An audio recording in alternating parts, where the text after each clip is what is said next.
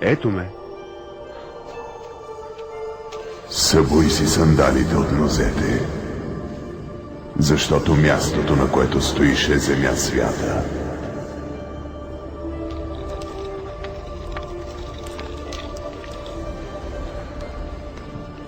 Но ти кой си? Аз съм този, който съм.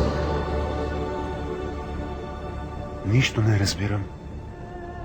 Аз съм Бог на баща ти, Бог Аврамов, Бог Исаков и Бог Яковов.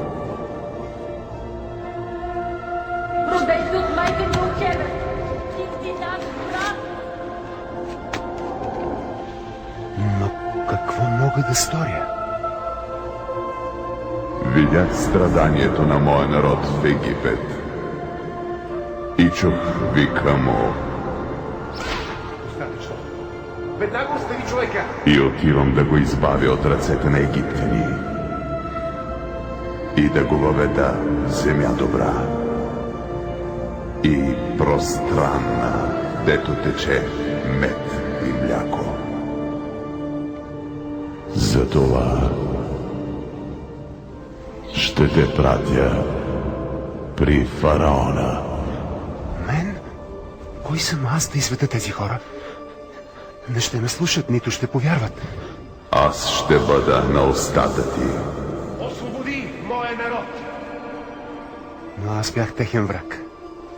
Бях принцът на Египет, син на човека, избивал техните деца. Боже, по-добре избери друг пратеник. Дори не знам какво да им говоря. Кой е създал устата на човека? Кой е създал глуденевите, зрящите и слепите? Нима не аз? Сега върви!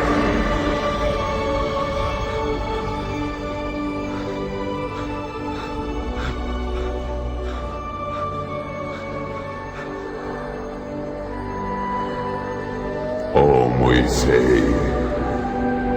Аз ще бъда с тебе, когато идеш при фараона. Но фараонът не ще те послуша.